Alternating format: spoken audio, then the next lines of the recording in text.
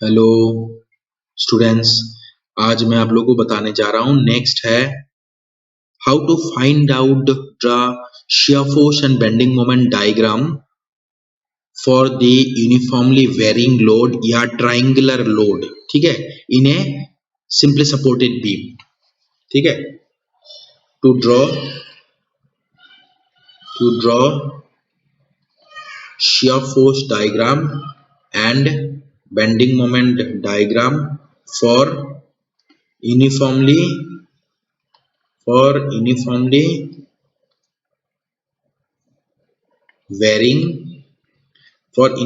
varying load UVL। ठीक है, मैं पहले तो UVL बना लेता हूं। ठीक है,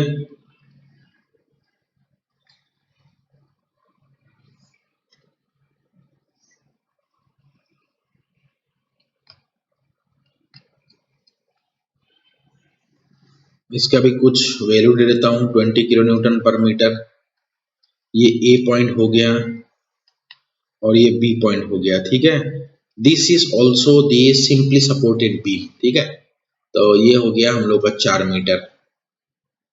क्लियर, ये हो गया क्वेश्चन। अब मुझे फाइंड आउट करना है BMD SFD as well as BMD। चलिए नेक्स्ट करते हैं समेशन ऑफ तीन इक्विलिब्रियम इक्वेशन यूज करना है। क्यों? क्योंकि हमें फाइंड आउट करना है RA as well as RB। First step है हम लोग के पास चाहे कोई भी बीम हो, फर्स्ट स्टेप में मुझे रिएक्शंस फाइंड आउट करना है। अगर मैंने रिएक्शंस फाइंड आउट कर लिया तो मेरे लिए कोई डिफिकल्ट नहीं है। चाहे कोई भी पॉइंट पे मोमेंट निकालनी हो, रिएक्शन इनटू डिस्टेंस करेंगे, मोमेंट आ जाएगा। या और रिएक्शन आने का मतलब ही है शियर फोर्स भी आ गया। ठीक है, तो value summation of vertical forces is equal to 0।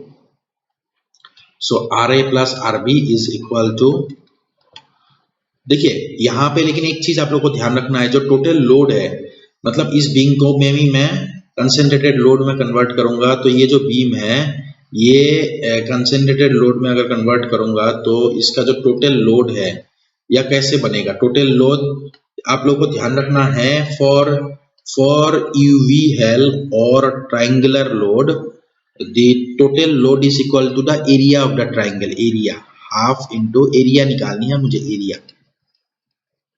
So half into base into height equal to total load कितना हो गया? Total load will be equal to 40 kilo Newton. तो ये हो गया 40 किलो न्यूटन। अब ये जो टोटल लोड है वो कहाँ पे एक्ट होगी? In the centroid of the triangle. Triangle है एक, ठीक है, ये एक ट्राइंगल है और इस ट्राइंगल का सेंट्रॉइड जो है वो कहाँ पे होगा? अगर ये एच डिस्टेंस है, यहाँ से लेके अगर यहाँ तक एच डिस्टेंस है, सो ये हो जाएगा 2/3 ऑफ एच और ये हो जाएगा 1/3 ऑफ एच।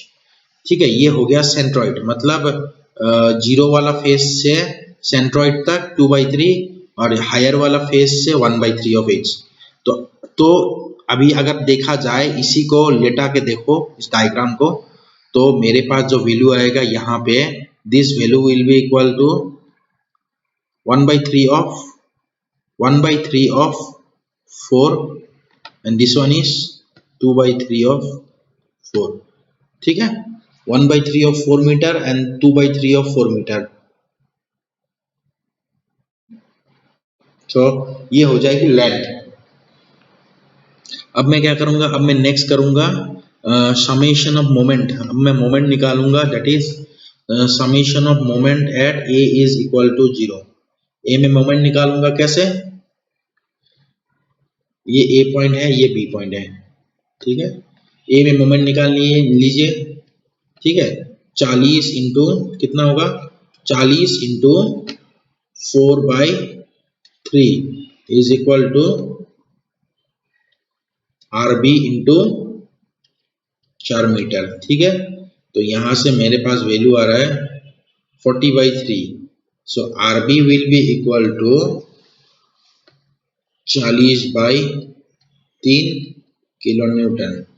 अगर आरबी का वैल्यू ये आ रहा है, आर ए का वैल्यू आएगा 40 माइनस ऑफ 40/3, तो 120 माइनस, तो फाइनली क्या बनेगा 120 माइनस ऑफ 40/3, 120 माइनस 40 करेंगे सो 80/3 आएगा, सो 80/3 किलो न्यूटन है। सो फाइनली मैंने आर ए और आर बी का वैल्यू फाइंड आउट कर लिया। अब मुझे मोमेंट निकालनी है, ठीक है। The moment will be equal to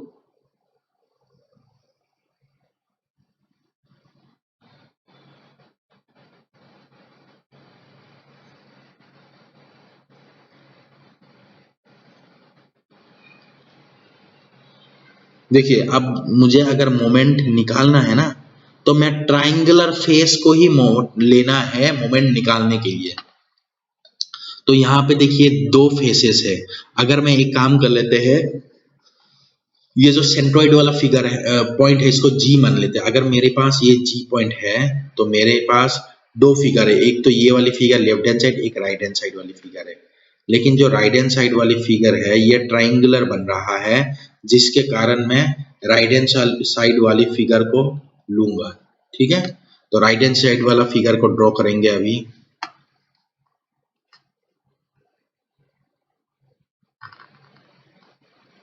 ये हो गया जी पॉइंट, ठीक है। अब मैं राइट हैंड साइड वाला फिगर को बनाऊंगा।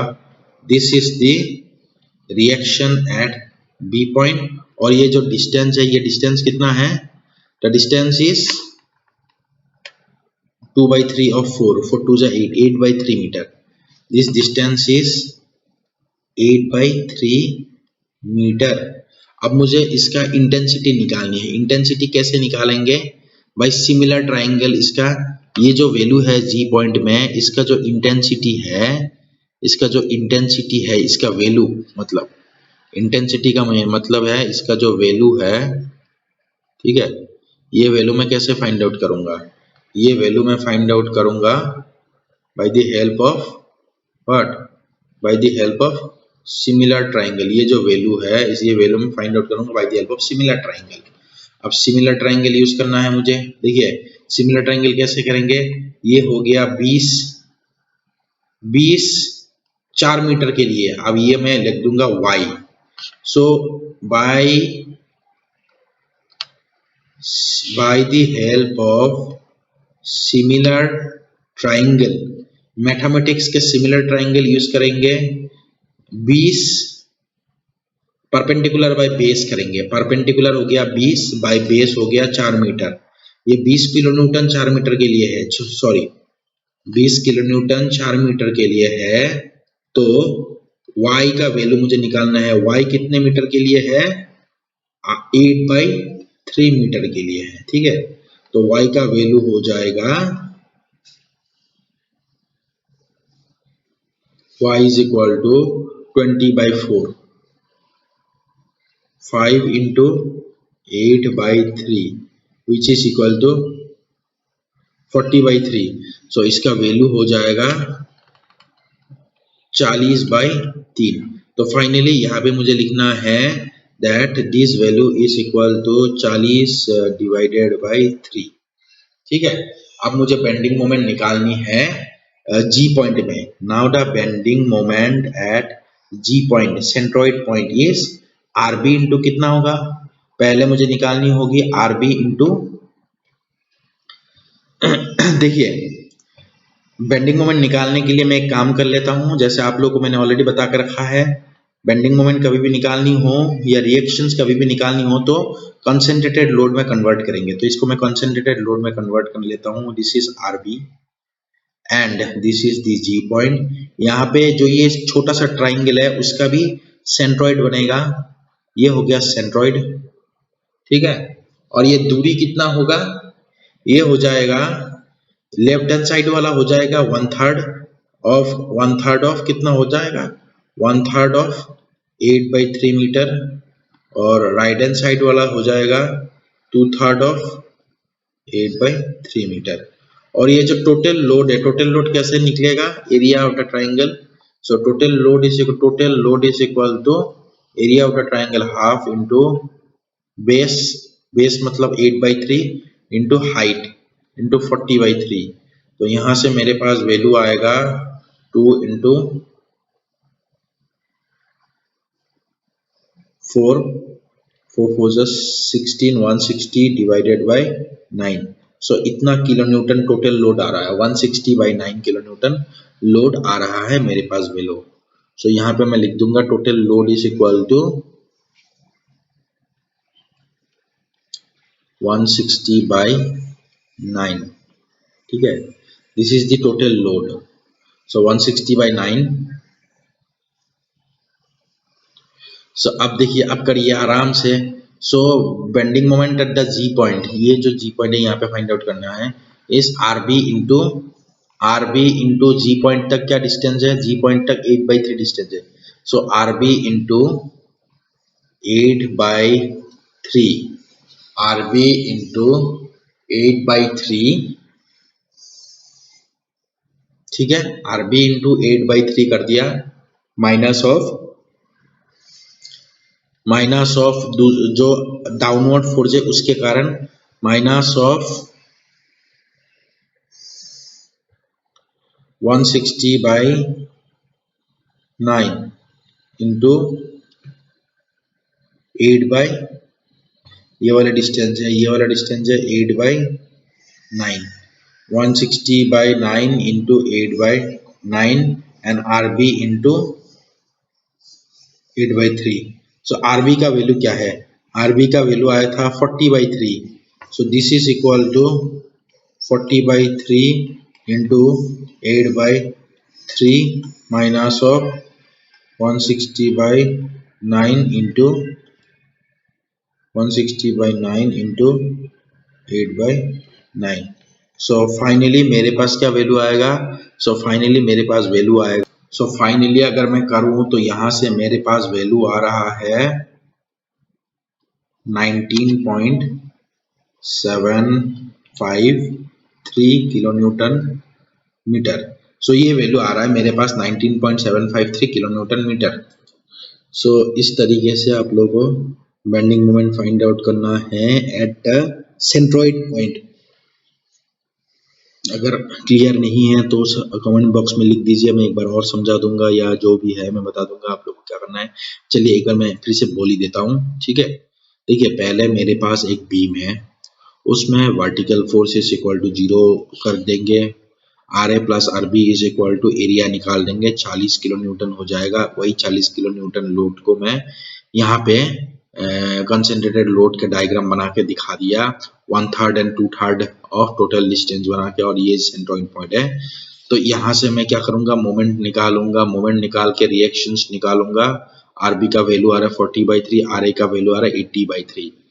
अब मुझे ट्राइंगुलर वाला पोर्शन लेना है ताकि मैं मोमेंट निकाल पाऊँ, सेंट्रोइड में मैं मोमेंट निकालूंगा। अब ये डायग्राम बना दिया ट्राइंगुलर वाला, मैं सेंट्रोइड में मोमेंट निकालूंगा। लेकिन सेंट्रोइड में मोमेंट निकालने के लिए मेरे पास मैग्नीट्यूड या इंटेंसिटी ऑफ लोड जो है जी पॉइंट पे वो होना जरूरी है। अब जी पॉइंट पे मैंने क्या कर दिया, वाई लिख लिया, वाई लिख के इंटेंसिटी का वैल्यू मैंने किया 20, अगर 4 मीटर के लिए है, वाई कितना मीटर के लिए हो जाएगा 8/3। तो यहाँ से मेरे पास वैल्यू आ जाएगा 40/3 किलो न्यूटन, इतना आ रहा है, किलो न्यूटन पर मीटर आ रहा है, ठीक है। वही 40/3 किलो न्यूटन पर मीटर लिख लिया, 8/3 लिख लिया। अब मैं इस डायग्राम से मैं क्या करूंगा, बेंडिंग मोमेंट निकालूंगा जी पॉइंट पे। लेकिन इस डायग्राम को भी मैंने क्या किया, कंसंट्रेटेड लोड में कन्वर्ट कर दिया फिर से। तो आरबी ये हो गया, this is G point and this is 1/3 of 8/3 and this is 2/3 of 8/3। और टोटल लोड क्या हो जाएगा, area of the triangle. So मैंने जब एरिया निकाला ना पूरा ट्राइंगल का, देखिए हाफ इंटू 8/3 इंटू 40/3, तो 160/9 आ रहा है। So bending moment at G point हो जाएगी R B into G point तक डिस्टेंस 8/3 माइनस ऑफ 160/9 इंटू 8/9। तो फाइनली वैल्यू आ रहा है मेरे पास। सो फाइनली यहाँ से क्या वैल्यू आ रहा है, bending moment at the G point is equal to 19.753 kilo newton metre. ये हो गया final bending moment at the G point. अब मैं इसका शेयर फोर्स और बेंडिंग मोमेंट की वैल्यू जो भी है वो मैं आप लोगों को बता दूंगा कि शेयर फोर्स का डायग्राम और बेंडिंग मोमेंट का डायग्राम कैसा बनेगा। ठीक है,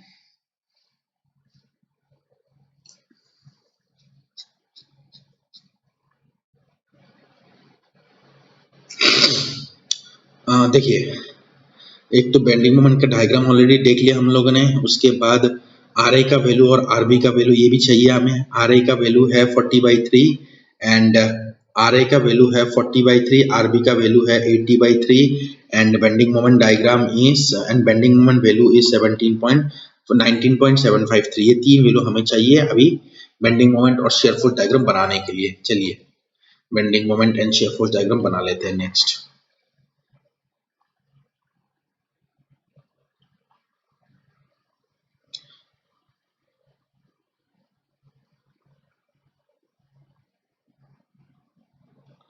दिस इज द क्वेश्चन। ठीक है, ये हम लोग का क्वेश्चन है। यहाँ पे कितना लोड है, टोटल लोड है 20 किलो न्यूटन के और लेंथ है 4 मीटर। तो यहाँ पे है 20 किलो न्यूटन पर मीटर और ए पॉइंट है, ये बी पॉइंट है और यहाँ पे है हम लोग के पास 4 मीटर। अब मैं बनाऊंगा bending moment diagram.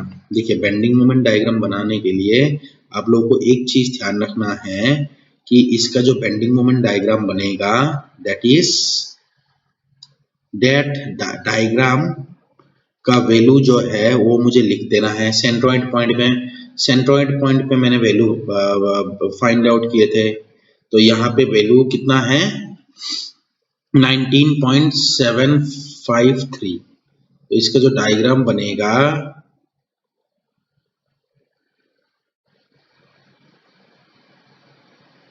this value is equal to 19.753 kilo newton metre. ठीक है, 19.753 kilo newton metre is the value at the centroid point and the ये जो डायग्राम है आप लोग को पैराबोलिक की तरह ही बनानी है, लेकिन ये जो डायग्राम है इस डायग्राम में लिखना है आप लोग को क्यूबिक एंड इसका जो शेयर फोर्स डायग्राम है, जैसे मैंने इसका प्रीवियस मैंने बताया था कि यूनिफॉर्मली डिस्ट्रीब्यूटेड, ये हो गया आप लोगों का यूनिफॉर्मली वेरिंग लोड। लेकिन यूनिफॉर्मली डिस्ट्रीब्यूटेड लोड या यूडीएल में इसका बेंडिंग मोमेंट डायग्राम बनता है पैराबोलिक। सिमिलरली अब इसका जो शेयर फोर्स डायग्राम बनेगा वो हो जाएगी आप लोगों का पैराबोलिक। तो पैराबोलिक डायग्राम बनानी है मुझे, पैराबोलिक डायग्राम बनानी है तो मैं बना रहा हूं अभी। ये पहले दो लाइन खींचना है मुझे, दो लाइन खींच लिया। इसके बाद मुझे अब एक पैराबोलिक डायग्राम बनानी है, इसका शेयर फोर्स डायग्राम, सॉरी इसका जो शेयर फोर्स डायग्राम होगा ना, इसका जो शेयर फोर्स डायग्राम होगा वो बनेगा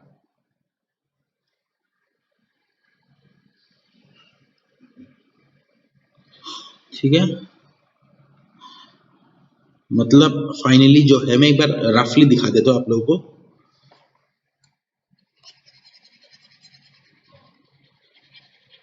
इसका जो डायग्राम है, ये डायग्राम दिखने में कैसा है मैं बता रहा हूँ आप लोगों को। इसका जो डायग्राम बनेगा वो कैसा बनेगा, देखिए एक तो मैंने लाइन खींच लिया, ठीक है, एक लाइन खींच लिया, यहाँ पे वैल्यू है और यहाँ पे वैल्यू होगा, सॉरी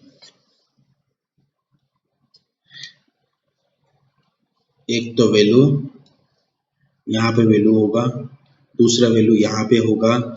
इसके बाद इसका जो डायग्राम बनेगा वो दिखने में ऐसा होगा, ठीक है, दिखने में ऐसा होगा। यहाँ पे मैं ज्वाइन कर लेता हूँ, ठीक है, यहाँ पे मैं ज्वाइन कर लेता हूँ।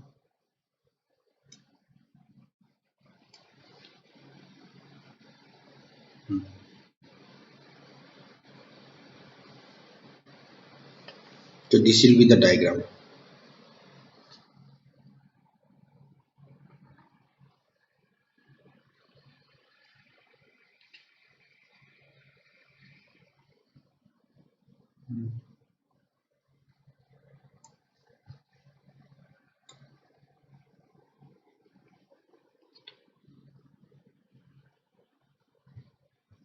ये हो गया हम लोगों की पैराबोलिक, लेकिन यहाँ पे मुझे लिखना है दिस डायग्राम इज पैराबोलिक, ठीक है। और यहाँ पे मुझे लिख देना है A point and this is the B point and values लिखना है मुझे। जैसे 19.753 लिखा हूँ, यहाँ पे मुझे लिखना है 40/3 एंड 80/3। यहाँ पे मुझे लिखना है this value is equal to 80/3 and this value is equal to 40/3, ठीक है। 80/3 and 40/3 is these values. So this is actually the bending moment. ये हो गया आप लोगों का bending moment diagram, whereas this diagram is actually the shear force diagram. तो इस तरीके से shear force और bending moment diagram हमें बनानी है for uniformly varying load. Similarly मैं आप लोगों का अभी नेक्स्ट बता दे रहा हूं कि तीनों के जो डायग्राम है वो कैसा बनेगा, ठीक है।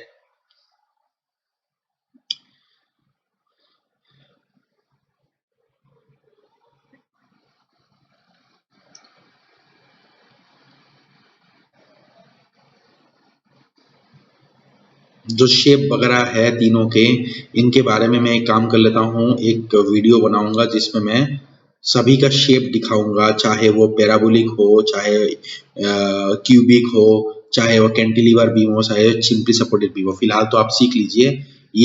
मैंने ये बना दिया simply supported beam with UVL. इससे पहले वीडियो में मैंने आप लोगों को दिखाया था simply supported beam with uniformly distributed load. इससे पहले मैंने आप लोगों को दिखाया सिंपली सपोर्टेड बीम विद है कंसंट्रेटेड लोड। तो मैंने 3 टाइप ऑफ लोड दिखा दिया इन सिंपली सपोर्टेड बीम। अब मैं नेक्स्ट बनाऊंगा आप लोगों के लिए वीडियोस जिसमें मैं कैंटिलीवर बीम बनाऊंगा, ठीक है। और उसमें भी मैं 3 सपोर्ट बनाऊंगा, ठीक है। So thank you and please subscribe and like the video and बाकी मैं आप लोगों को नेक्स्ट वीडियो में बताऊंगा जो भी कैंटिलीवर बीम्स के बारे में होगा। And okay, thank you.